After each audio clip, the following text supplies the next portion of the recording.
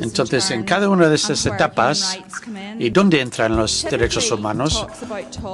Básicamente, las conversaciones sobre las conversaciones. Trata de cómo hacer que las partes vengan a la mesa de negociaciones. A veces hay una asimetría en los conflictos. Hay un Estado que está negociando con los combatientes no estatales, digamos. Muchas discusiones sobre el desarme, los derechos humanos, la legislación de emergencia tienen un valor estratégico y político para las partes. No se puede desenmarañar todas esas cosas. Todos forman parte de un todo. Hay que intentar a la vez no enredarse tanto en la política del proceso para que no pueda avanzar. Y a menudo el lenguaje de los derechos humanos entra como la limitación del conflicto. Entonces, como agentes no estatales, treguas, por ejemplo, el Estado se considera la parte con el derecho de utilizar la fuerza, es muy importante exigir la reducción gradual de la legislación de emergencia. Y hay que hacer un compromiso, al menos al cumplimiento de las normas de derechos humanos y algún compromiso para que se haga un seguimiento de todo esto. Incluso en esa época hay algo que no es solo que la gente vaya a la mesa, hay que abordar los temas. Sobre todo el pasado es muy importante. Para que las partes entren en negociaciones, por ejemplo, en Sudáfrica, el ANC la gente tenía que volver del exilio y con ciertas garantías para poder llevar a cabo las conversaciones. Entonces, las formas de liberación de presos, ciertas formas de amnistía, quizás temporales, para facilitar las conversaciones. Y es un periodo en que la violencia sigue. Entonces, hay investigaciones de derechos humanos ad hoc sobre la marcha que estudian los abusos efectuados por ambos lados. En cuanto a llegar a un acuerdo de marco que no aborde necesariamente todo, pero al menos aborde las causas de raíz de los conflictos, al proporcionar al menos una hoja de ruta para salir del conflicto. Aquí es donde normalmente se consigue una agenda de derechos humanos más amplia. Primero, un nuevo compromiso con un marco de derechos humanos según normas internacionales, quizás una infraestructura para hacer un seguimiento de las comisiones. En Irlanda del Norte sí existían ciertas de esas cosas, pero las cambiamos y las redinamizamos a través del proceso de paz.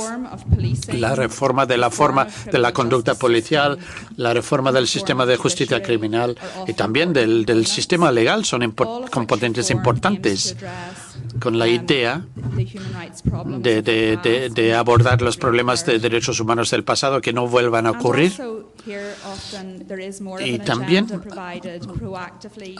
hay que ofrecer una agenda proactiva para tratar el pasado, formas de amnistía, liberación de presos, etcétera. Algunas medidas sobre la reconciliación y alguna atención a las necesidades de las víctimas. Una cosa que diga es, incluso al nivel del acuerdo marco, es muy difícil tener un mecanismo holístico, ¿no?, exhaustivo. En la etapa de implantación de los acuerdos, que es otra etapa difícil, a menudo se centra en acuerdos para la desmovilización total, el desarme, el avanzar con los compromisos de derechos humanos. Por ejemplo, en Irlanda del Norte se estableció una comisión para la labor policial y también se acordó las bases de la reforma policial. Y la comisión tenía que consultar con el público e implicar al mayor número de personas posibles y intentar elaborar un nuevo esquema para el trabajo de las fuerzas policiales, ¿no? También es una oportunidad a menudo y en muchos procesos, puesto que las conversaciones siguen bastante secretas, hay un momento en que la sociedad civil tiene que involucrarse o tiene que entrar para que se le consulte sobre la agenda, el orden del día, de los puntos a seguir. Eso fue el caso en Irlanda del Norte. No soy experta en el proceso vasco. Estoy encantada de estar aquí para aprender, pero como extraño hay elementos que son diferentes. No los voy a exponer. Esto lo voy a presentar solo para animar a la discusión, más bien.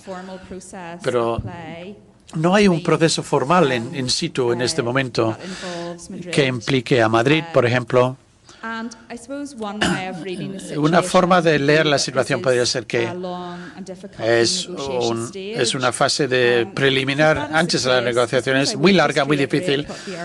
Lo que repetiría es lo que alguien ha dicho antes. Si miramos los calendarios, en Sudáfrica las conversaciones empezaron en el 86 con Mandela y hubo un registro de entendimiento. Entonces, no fue hasta el 92, son muchos años. Yo reflexionaba sobre dónde están ustedes ahora, qué frustraciones hay, que son evidentes además, en la creación de ese foro social. Remonto a Irlanda del Norte, un periodo que había olvidado, porque cuando pasamos por esos procesos y la gente habla de sus procesos de éxito, es muy fácil tener la impresión que los procesos eran inevitables, que su éxito era inevitable, pero y luego te das cuenta que todos los procesos son diferentes. Lo que me ha impactado, sin embargo, aquí en esta sala, no tengo las mismas sensaciones como en Irlanda. La tregua de Lira se declaró de forma muy misteriosa en el 94 para nosotros. A continuación hubo un bloqueo hasta la entrada del gobierno laborista en el 97 y esto incluyó desafortunadamente para las personas muertas, la vuelta a la violencia por parte de Lira. No creo que la vuelta a la violencia era algo que querían hacer, pero no fue productiva. Pero fue un desvío en el camino. Pero fue muy deprimente. Y todo el atasco que se produjo en el proceso. Al principio del proceso parece que no ocurría nada en 4 o 5 meses, pero luego, esa es la parte optimista del proceso, superando los obstáculos para empezar a realizar conversaciones. Se realizaron entre el enero del 98 y abril del 98. ¿Qué hicimos entre tanto? Intentamos provocar la discusión, animar a actos unilaterales. Intentábamos decir, bueno, sabemos ciertas cosas que tienen que cambiar. Un buen ejemplo, por ejemplo, el trabajo de la policía. No había ninguna capacidad para implicación de las diferentes comunidades, pero sí que hubo un entendimiento de que había que reformar. ¿Qué modelos de reforma? Conseguimos financiación y empezamos con el proyecto. Al momento de recibir el dinero y empezar el proyecto, el proceso se había colapsado, como Noé construyendo el arca, ¿no? En la inundación. Estábamos construyendo algo que no iba a producirse. Pero, como todas las ONGs, nos costó mucho tiempo y mientras buscábamos las buenas prácticas, pero el proceso se había revitalizado de nuevo. Y al final ya teníamos soluciones, podríamos aportar soluciones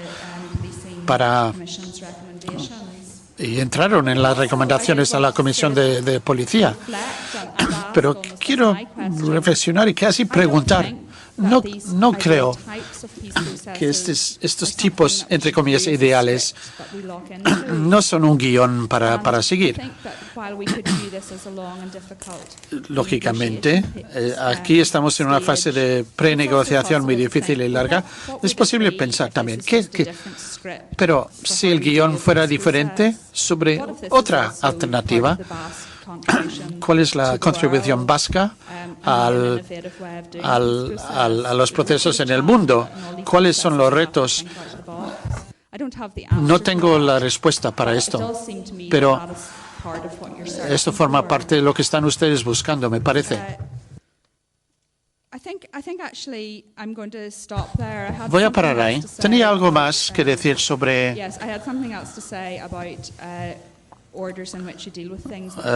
el orden en que se tratan las cosas, pero eso quizás en el coloquio. Muchas gracias.